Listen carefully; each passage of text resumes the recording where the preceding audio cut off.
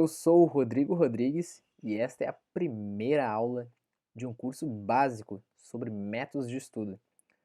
E quando eu falo básico é porque vai ser básico mesmo, mas não quer dizer que a gente não vai falar tão pouco sobre estudos, né? Então a ideia é ter pelo menos pouco mais de 10 vídeos sobre métodos de estudo. E a minha pretensão é que esses vídeos possam lhe ajudar a ser um melhor estudante.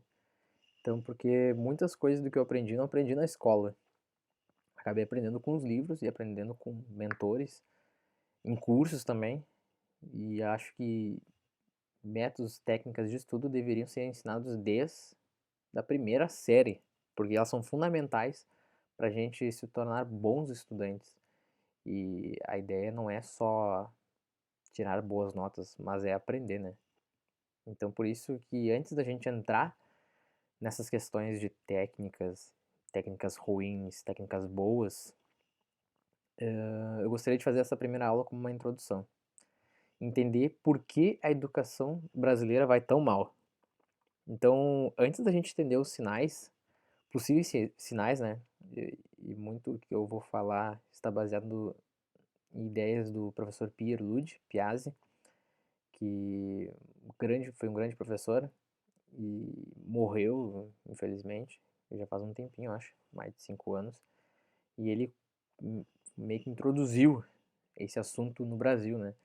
Inclusive, agora está criando, tá criando mais popularidade seus livros. Inclusive, tem até livrarias católicas que começaram a vender livros sobre o do Piero Luigi Piazzi.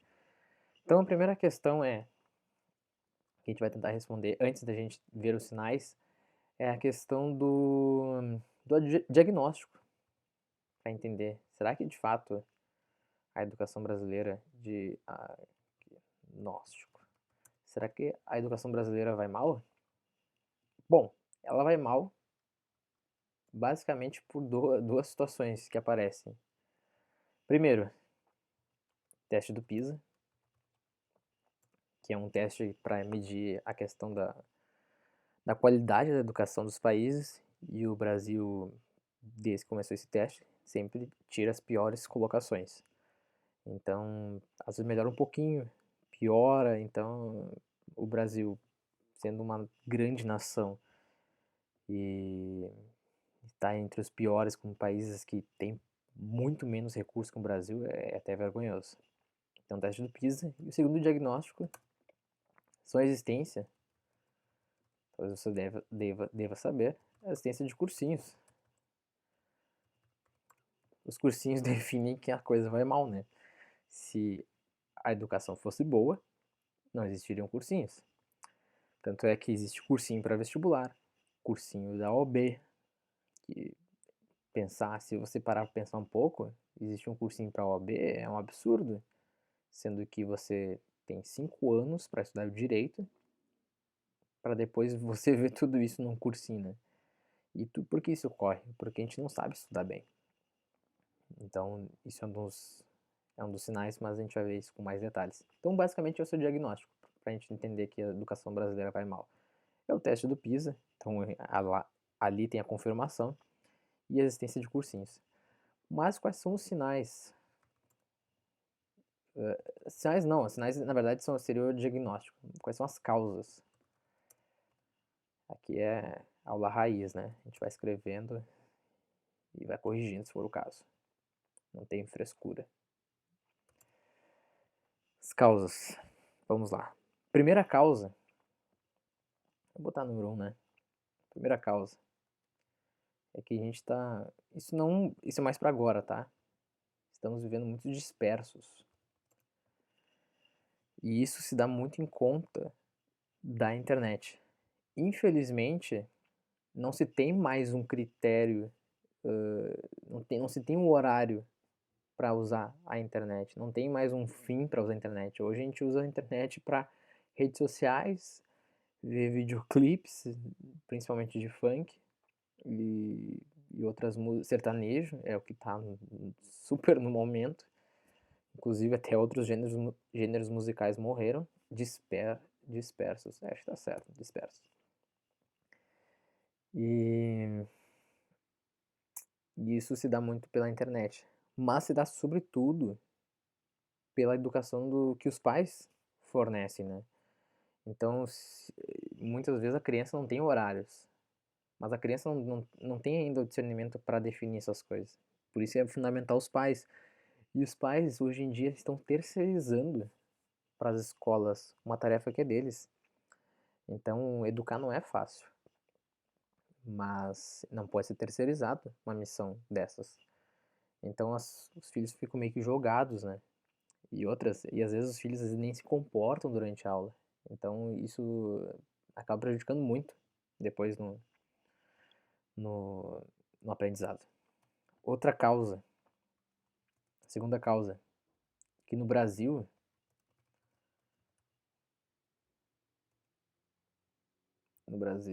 temos muitos alunos e poucos estudantes. Como assim? Aí eu te pergunto, você sabe a diferença de aluno e estudante? No Brasil, esses dois termos são muito parecidos. E em países onde a educação vai super bem, que atinge os primeiros lugares, isso não são sinônimos. E muitas vezes a gente pensa que aluno e estudante são a mesma coisa. Aluno é quem assiste aula, estudante é quem estuda. Para diferenciar mais ainda. Então, se o aluno é quem assiste aula, o que seria aula? O que seria o estudo? Aula é um ato coletivo e passivo. Estudo, ato solitário e ativo. Numa aula, a gente não vai numa aula para aprender. A gente vai numa aula para entender e para pegar gosto por um determinado assunto. Como a gente, em tempo de colégio, faculdade, às vezes a gente vai ter que ver matérias que a gente não gosta muito. Então esse é o objetivo do professor, fazer tu gostar um pouco da matéria e também ser um facilitador desta matéria. Só que o estudo de verdade mesmo só acontece em casa, sozinho.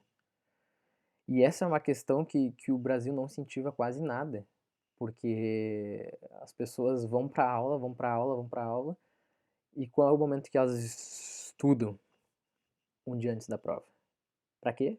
Para tirar uma boa nota. Então esse já é um outro problema que eu vou falar, né? Que no Brasil estuda-se para tirar nota e não para aprender. Isso é um grande problema. E isso, quando a gente está num ambiente onde o cara que tira boas notas é recompensado a todo instante, é muito difícil você perceber isso, que há algum erro. Tanto é que o objetivo é tu passar de semestre, passar de ano, passar naquela matéria, e se aprendeu ou não aprendeu, isso é outro problema. Então, tudo é moldado para que a gente só tire a nota. Quem nunca ouviu de um professor falar assim, presta atenção porque isso vai cair na prova. Ou de uma mãe ou de um pai, ah, desliga o videogame e para de ver TV porque você tem prova amanhã.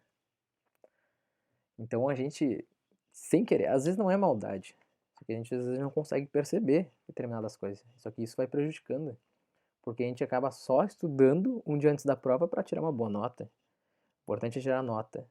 Mas se colocar a mesma prova 3 semanas depois, tipo uma prova surpresa, às vezes teu desempenho, se tirou 10 numa prova, pode ser 3, 4, porque já tudo esqueceu. Entra e sai, entra e sai. Então, estuda para tirar nota e não aprender. E o último, claro que tem muitos outros problemas, mas esses aqui são os principais. É que no Brasil há poucos leitores. Muito pouco. Muito pouco. Muito pouco mesmo. E isso se deve por quê? Porque no Brasil a gente tem a façanha. Eu não sei como são os outros países, porque eu não posso falar dos outros países. Mas sei o que acontece no Brasil, porque eu sou brasileiro, moro no Brasil e passei por isso. E o Brasil tem a incrível façanha de criar o ódio pela leitura. O ódio pela leitura. Porque se coloca livros com uma linguagem mais antiga, os clássicos, né? Nada contra os clássicos, Mas para quem não tem o hábito da leitura, começar a ler aquilo numa linguagem totalmente diferente do que as crianças, os adolescentes estão acostumados, é bem complicado. E outra, e às vezes colocam uns livros totalmente sem noção para se ler. Então a pessoa começa a criar um ódio pela leitura, ela acha que aquilo vai ser sempre assim. E isso é terrível, terrível, terrível. Então é bem complicado mesmo, bem complicado. O ideal seria que a criança ou adolescente pudesse escolher seus livros e pudesse fazer um trabalho sobre ele escolher. Porque o que se precisa criar antes de determinar que a pessoa deve ler tais ou outros livros, a pessoa tem que ter o gosto pela leitura. O que acontece quando a gente lê pouco? Acontecem alguns problemas. Problemas. Número um, pouco vocabulário. Vocabulário. Nós vai, nós foi e é nós. E às vezes o cara que tem pouco vocabulário é idolatrado, né? Outra coisa que. Outro problema. Raciocínio lento. A pessoa demora, às vezes, para terminar uma prova. Não porque a prova seja longa, mas é porque ela demora até interpretar o enunciado da questão. Então, muitas vezes, ela raciocina muito devagar. E isso se dá porque ela lê pouco. A prova é de ler. Então, lendo pouco, acaba acontecendo esses problemas, né? Raciocínio lento. E outro problema também é uma preguiça mental também, né? Porque é a mesma coisa, é tipo academia. A pessoa vai na academia, às vezes pode ser um pouco preguiçosa e às vezes é mais difícil ela não treina, né? Então é óbvio que vai ser mais difícil. E se a gente não treina a nossa mente, não treina o estudar, ler livros, vai ser muito complicado. A gente vai ter uma preguiça. Não é só preguiça, tá? É preguiça mental. Então, esses são basicamente as causas e o diagnóstico são os sinais de que a coisa vai mal. Vamos ver algumas soluções. Esses dois aqui esses dois, o 2 e o 3, a gente vai ver vai ser o foco deste curso básico. Ver métodos de estudo. No momento que a gente tem métodos de estudo, entende, começa a aprender, as coisas vão melhorar. Questão da dispersão. É mais, claro, se você está sendo pai ou vai ser pai, já tem uma certa idade, então é não deixar que esses erros ocorram com seus filhos. Não deixar eles dispersos. Não deixar eles à casa. Ah, pega o celular e que daí tu não me incomoda mais. Hoje tem sido assim, né? Ou dá pra creche, ou dá o celular pra se acalmar. E agora, no momento que eu gravo esse vídeo, então a gente tá vivendo uma pandemia no Brasil. É julho de 2020. E muitos pais estão descobrindo que quer ter filhos, né? Porque como não dá pra deixar na creche, aí tem que ficar em casa. E muitos estão surtando, simplesmente surtando. Então, não é fácil educar, mas a gente não pode terceirizar. E se você já é um pouco maior, tem horário, tipo um regramento de vida, para que tu não vive na dispersão, né? Então, tem horário para as coisas, horário para ver redes sociais. Não seja multitarefa. Ser multitarefa deixa a gente muito disperso. E uma coisa que ajuda também bastante é levar uma vida virtuosa. A vida virtuosa vai te dar mais um encaixe, não vai fazer tu ficar tão disperso também. E a questão do problema dos leitores, a melhor dica, essa eu conheci com o professor Pierre Lud, é encontre seu livro. Você pode se perguntar qual livro? Não sei, não sei. Você tem que buscar. Então, não agora, né, que tá tendo pandemia, mas um dia, quando voltar ao normal as coisas, e se você tá vendo esse vídeo já depois, pós-pandemia, vá a uma livraria e comece a pegar livros que de repente você acha que se interessa e começa a lê-los e vê se a leitura tá boa. Se a leitura não estiver muito boa, fecha, vai embora. Não vai embora não, deixa o livro, o livro vai embora. Procura outro, até você achar o seu livro. No momento que você acha um livro, aquele livro que te prende, que você quer ler, ler, ler, ler, ler, ler, ler, ler, ali começa uma grande jornada para ser um bom leitor. Só lê bem quem lê muito. É tudo prática, é uma prática, é um treino. Mas você precisa começar. E para a gente ler bastante, a gente precisa ler por prazer. E vimos, infelizmente, se cria o ódio pela leitura. Mas acredite, existem livros bons, existem livros bons. E existe o seu livro. Então, com, talvez no início você vai testando os livros, você acha que todos os livros são ruins, mas isso não é verdade. Eu tenho certeza que você, se você não desistir, você vai encontrar o seu livro. Então, esta foi a primeira aula do nosso curso básico e as próximas aulas vão ser dedicadas a esses, o ponto 2 e ponto 3, que serão os métodos de estudo. Espero que seja de grande proveito esse curso. Espero que essa aula tenha sido, pelo menos, reflexiva para você pensar como andam as coisas. E se você gostou, curta esse vídeo e compartilhe com alguém que possa ser útil. Se o conteúdo tem sido útil para você, que a gente não guarde para nós, né? Mas se você não curtiu, foi mais ou menos, tudo bem. Fazer o quê? Faz parte, né? Nem sempre as coisas vão agradar a todos. Mas, se for relevante, não deixe de compartilhar.